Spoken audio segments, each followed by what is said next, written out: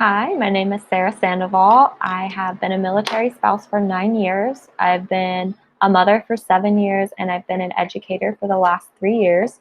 I've worked in private and public education. I currently teach Math Readiness, which is a class for incoming 9th grade students.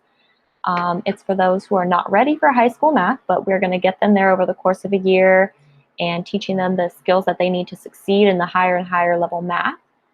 And we also take a look at where they feel that they got lost or they got stuck in their math history.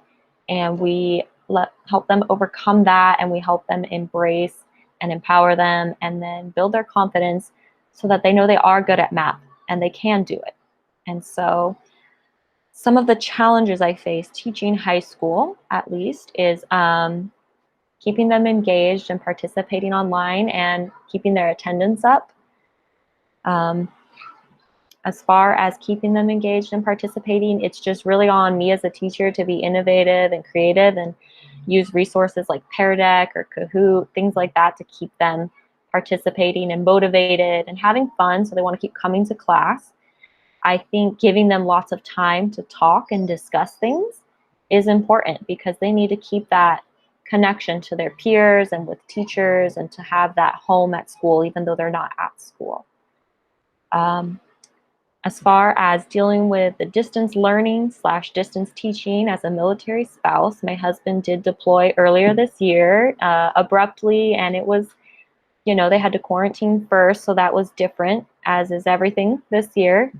I think that handling my first graders distance learning along with my distance teaching, it goes pretty well. She's pretty independent, and all I can do is set her up for success. And I think what that means as parents is, you make sure your kids' computers and laptops are charged at night so that they're ready the next day, because there's nothing worse than going to get online and your computer is dead. Making sure that when they get online to learn in their classroom, that they're there to learn, that they're not eating breakfast, doing their hair, doing their makeup. Make sure they're sitting up. Make sure they have a table and a chair, if not a desk. Don't let them lay down in bed and do school. It's not good for them. They want to feel like they are still in school, there to learn, there to discuss and grow. Some of the things that I've done for my daughter's area, I've put up maps on her wall that I got off of like Amazon, just so she could see something that I would think of when I see a classroom. I think of maps on the wall that I could explore. She's got one of the United States, she's got one of the world, and that one she enjoys because she gets to see all the places her dad is gone, where he's going, where he's been, things like that, and it keeps her connected to him as well. I've also printed out some things for her. Some of the websites I used were studiofun.com, k5learning.com, secondgradeworksheets.net, and worksheetfun.com. So I printed out some things that I know she could utilize, which is her writing skills could be worked on. I put them in page protectors, and I got dry erase markers.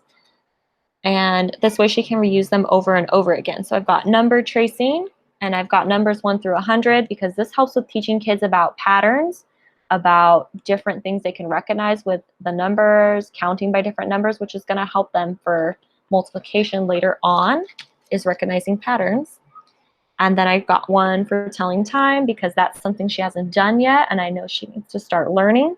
So again, it's in a page protector, so she can use the same one over and over again. And these were all free. And then one thing that I got besides her regular letter tracing was a cursive tracing sheet, and printed that out because she told me she wanted to start practicing cursive. And that's just a good piece of advice. When you're printing out resources for your kids, make sure you ask them what they're interested in, what they want to do more of. It's going to keep them excited about learning. It's going to make them, keep connected to you, and that you're listening, you're caring about their learning, which they should be making choices and having a say in. And then one of the most fun things I found, I think for, kids in first grade who are reading and all the way up, is this reading bingo fun. It can be a challenge, if you have multiple kids in the house, it could be a little bit more of a competition. But I just have the one child, and it's really cool because you put their name and then you set a goal. My goal is to read this many times a week for this many minutes. And then you set prizes. And I let her be involved in choosing the goal of how much she wants to read, choosing the prizes. And then you just fill in the square every time you complete the task, which some of them are read to someone on the phone, which is very doable with the military life if you've moved away from your family.